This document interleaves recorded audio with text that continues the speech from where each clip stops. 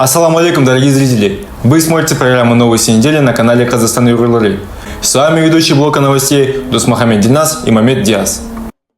Ассаламу алейкум, қадырдан көрермендер. Сәніндік тыңлаға Қазақстан Уйгурлары каналы Хәптілік хабар программасыны хавала қылымыз. Нәзәрлеріңізге Қазақстан Уйгурларығы мөнәсәбәтлек яңалыкларны ұсынмақчымыз. Сәмими хабарны біздің каналымызда. Хабар бөлімінің жүргізгішілері Мамед Диас, Дусмухамед Динас.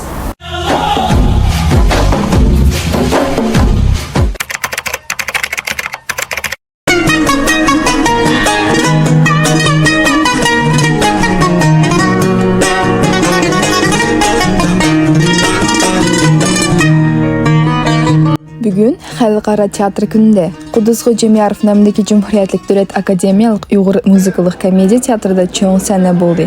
Атап айтканда, Милли театрымыздың 90 жылдык Харпста театр мираскахының хчам тамашыбын залының, шундакла Дөнья арт рәссамлар булыгы галереясының рәсми ичилиши булып өтті.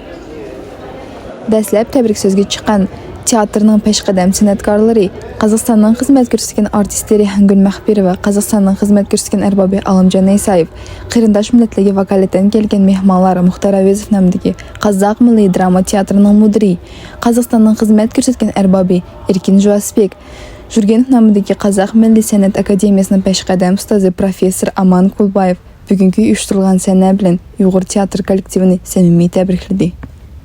Академиялық ұйғыр музыкалық комедия театрына қош келдіңіздер. Керемет мұражайдың ашылуында кездесіп тұрмыз. Еліміздің театр кеңістігіндегі өзіндік орны бар үлкен театр, ұйғыр театрының 90 жылдығының қарсаңында жасалған өте игі шара деп есептеймін. Қай театрдың болса да осындай керемет мұражайы болу заңдылық деп ойлаймын. Сондықтан келешек ұрпақ үшін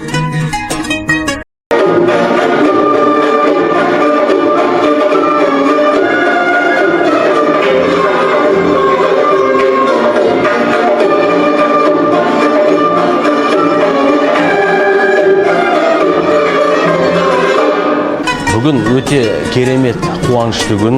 Өзіміздің бауырымыз Ділмұрат Бахаровқа жұмысына үлкен сәттілік тілеймін. Өте жақсы істер істелініп жатыр. Ұзағынан болсын. Бүгін ұйғыр театрында сондай керемет жаңалықтар. Бір жағынан театрдың музейі ашылып жатыр, галерея ашылып жатыр, зал ашылып жатыр. Яғни өнерге деген үлкен мықты қадамдар жасалып жатыр. Мен шын жүректен бүкіл ұйғыр театрының ұжымын Кудусгы Жемияров атындағы барша көрермендерді, бүкіл өнер жұртшылықты осындай керемет іс-шарамен шын жүрегіммен құттықтаймын. Дорогие любители театрального, музыкального искусства, не только нашего города, нашей страны, в нашем единственном уйгурском театре, я не побоюсь этого слова, он единственный в мире. Сегодня большое событие, открытие музея, этого прекрасного малого зала. Теперь можно приходить как и на большие мероприятия, так и смотреть такие локальные спектакли, какие-то постановки. Это очень здорово. Я поздравляю весь коллектив. Мана бүгін мен шәхсен айтып күрсәм олдым. Театрда һәм шарайат бар. Директорыңла мана азыр Ділмұрат һәм ішіне қолға алды. Һәм нәрсе өз жолда кетіп барды. Мана чоңланы бір-ақ етім ұмытып қалған ері жоқ. Bu деген чоңланы hürmetlise чоңлар дуа береді. İş tekim ilgir basıdı. Aziz kırnaşlarım, tamaşbınlarım, kasıpdaşlarım, sizlerni yeni bir ketim 27 Mart Halkara Teatr Günü bilen tebrikleyim ben. Bu деген Uyghur teatrının жүріп өткен жолы, бұл деген Uyghur teatrının сол көнөгөз қарияларының, актерларының, режиссерларының, жалпы сахнагерлерінің өмір тарихы. Бұл деген үлкен ұрпаққа керек нәрсе, болашаққа керек нәрсе, болашақ ұйғыр халқының өкілдеріне керек нәрсе. Сондықтан да бұл үлкен құптарлық іс. Ұйғыр театрына алдағы уақытта да шығармашылық табыстар, бүкіл ұжымына денсаулық, отбасыларына амандық, елімізге тыныштық, жұртымызға амандық тілейміз. Әрқашан жақсы күндерде көрермендеріміз көп болып кездесе беруге жазсын. Әжеп бір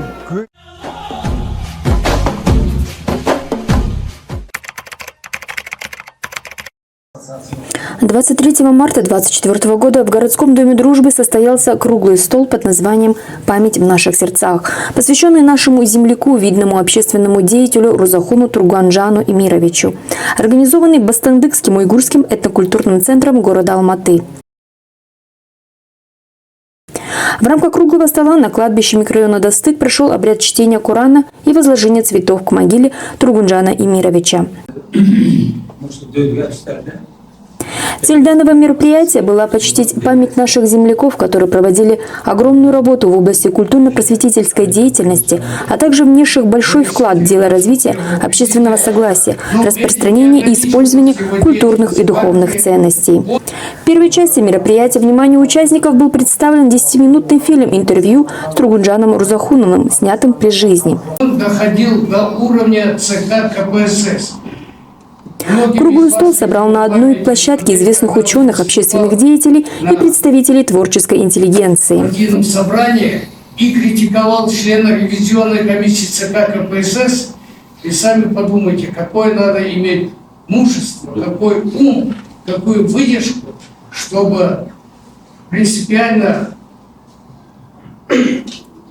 отразить свои мысли, что первым для партии должна являться первой задачей не то, чтобы накормить скотину, то есть животное, извините за выражение, а прежде всего надо создать условия для нормальной жизни людей. Такое может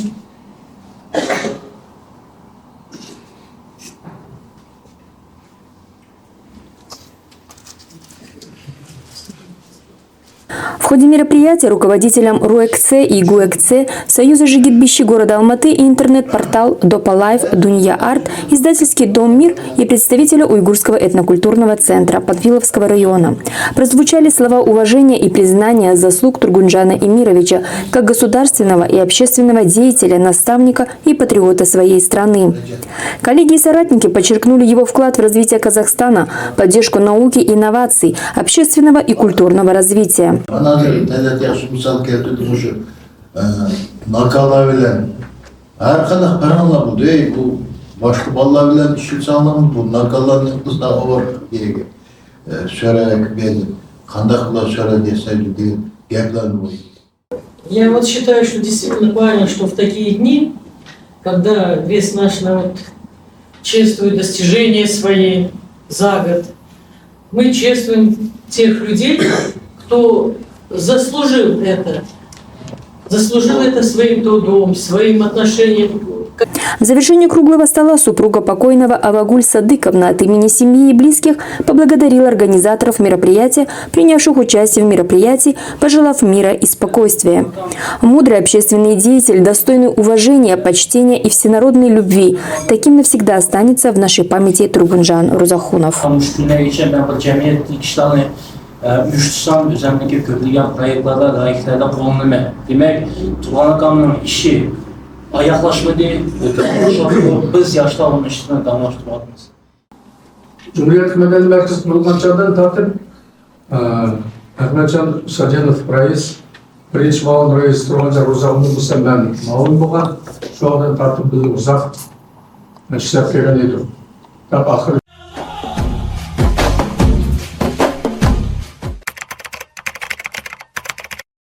Бастандыкский уйгурский этнокультурный центр города Алматы провел вечер памяти «Человек, опередивший время», посвященного столетию со дня смерти мыслителя и религиозного деятеля Абдукадыра бини Абдуварис Кашгари 1862-1924, одного из первых уйгурских просветителей XIX-XX века, который стремился пропагандировать образование, научные достижения, нравственное воспитание, написавший много научных трудов и учебников, большинство из которых были изданы и получили широкое распространение в Центральной Азии. Цель круглого стола была показать, какую роль играет образование в жизни человека, воспитание, уважение к знаниям, развитие осознанного отношения к учебе.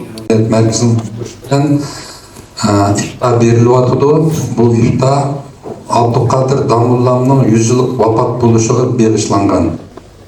Ихсан журнал Муавин Мухарири ислам илимлерinin магистри Азатчан Ансаровқа берілді. Мәрхәмет.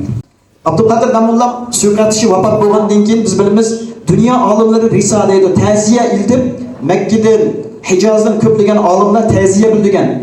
Hatta bazı alımlar şurada degen ki Abdülkadir Damullamga yazılgan teziyeni bugün biz çıksak deydi. Bütün İslam dünyasında. Bugün tom kitap buludu deydi.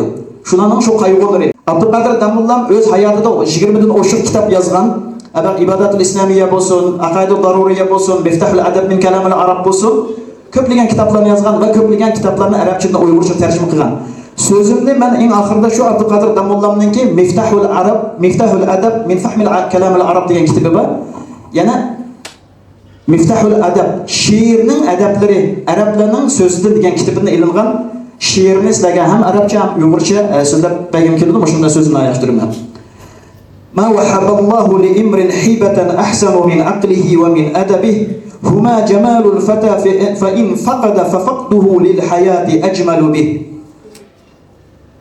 وكل فضيلة فيها سناء وجدت العلم من هاتك أسناء فلا تعتد غير العلم زهرا فإن العلم كنز لا يفنى ففز بعلم تعيش حياة حيا به الناس موت وأهل العلم أحياء تعلم يا فتى فالجهل عار ولا يرضى به إلا الحمار. Bunun tercümesi Allah'ın insanğa köptür tartıqı, akıl ve edepten yoktur artıqı. Akıl ve edep her yaşının cemali, onunsuz bulmaz hayatının kamali. Fazilet köp irur bu alem ara, ilimdur hemmedin aliyyul a'la. İlim ve din nicatlık birer mengüllük, alimler hayattur, cahiller ölük. Ey yaş bilgin, nadanlık numustur bişek, uzulunga razıdır fakat işek. Bir şiir size aşağı demedin, kitap edin. İhtiyarlar rahmet, Allah razı olsun. Şundaqla Türkiye'den mana Papa ornumdusunuz. Hazır okugan daklatның aşu Abdülkadir çevirisi. Assalamu alaikum ve rahmetullahi ve berekatuh. Qarindaşlarımız başta aşu Türkiye'deki Uygurlarının sizlerge salamını ekkeldim. Allah Teala salamlarımızı inşallah kabul kılsın, tutkan rozalarımızı kabul kılsın. Uygur milletinin bu şeyde çoğunları hemmisi oturaktı. Bularının kıymetini bilip, muşlardan ders edip yaşamakını bizge nasip kılsın qarindaşlar. Abdülkadir Damullam bolsa qarindaşlar atuş meşettin, atuş meşet. Meşet degen menin apı tırpım meşetten, datı tırpım suntağdan. Biz atuştan biz men mesela üyede baskılağı bilen şu tuqqanlarımızdan baskılağı bilen 7 yaş kişi yaşayalıdım. Keyin biz G'oljuga keçip çıkıp G'oljuda 10 yıl durup ondan keyin Türkiye'ye 80. yılı Türkiye'ye çıkıp Türkiye'de yaşayadımız. Növbetdeki söz filologiya fenlerinin doktoru profesör Avözov namidagi Edebiyat ve Sanat Institutining baş ilmiy xodimi Uyghur Maktablarini qo'llash fondining mudiri Alimjon Hamroyevga berildi. 19-asrning oxiri 20-asrning boshlarındagi ma'rifatchilik iqimi, jaddizm, jaddidchilar va ma'rifatchilik iqimlarininki mahiyeti to'g'risida hozir tadqiqot qilyapmiz. Mush Abdülkadir Damullam bo'yicha maxsus tadqiqotni men shaxsan rus tilida tanishtiryapman. Bu zaman talabiga loyiq ham real, haqiqatga yaqin ahvolda. Bizdan o'chirib ketish kerak. Markaziy Osiyo Cumhuriyatlari uzoq yil biz din yo'lidan voz kechgan kommunist sistemadan chiqdik. Mustaqillik olgandan keyin bu ishlar ruxsat berildi. Biz endigina o'rganyapmiz bu ishlarni.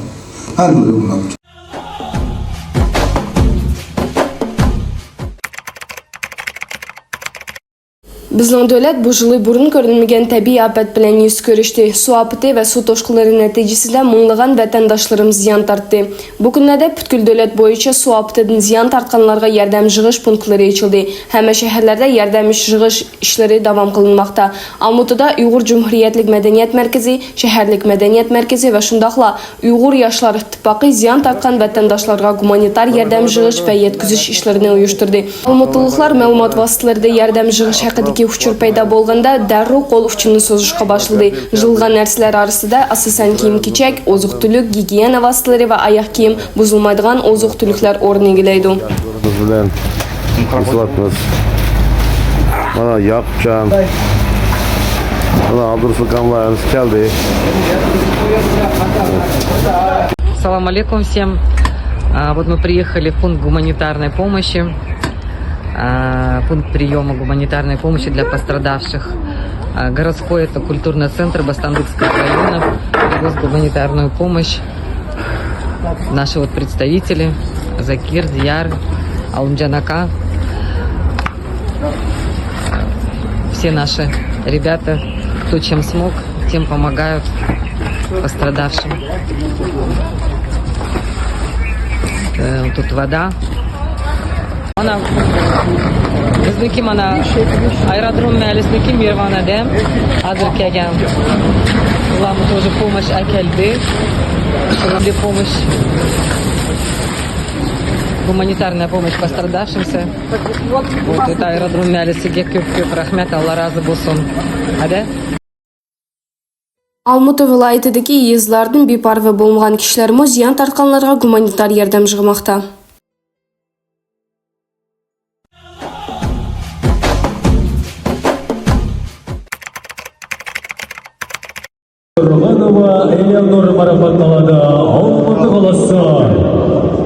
Almuta viloyatining Әмгекчи Қазақ нәхиесідегі Қорам иясынан келіп шыққан Қазақстаннан көтеріліп атқан Юлтузи Алинур Пархат қызы Тұрғанова Түркістанда өткізілген Олимпик чемпионы Бекзат Сатырханов хатірісіге бағышланған халықара мұсабақада бірінші орынды иеленді.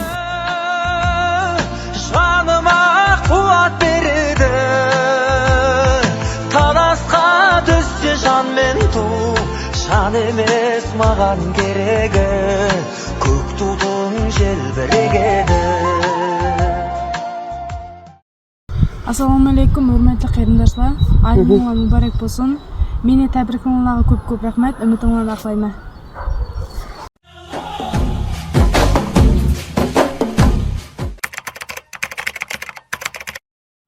На этом наша программа подходит к завершению. В эфире был канал Казахстан Уйгурлары с программой «Новости».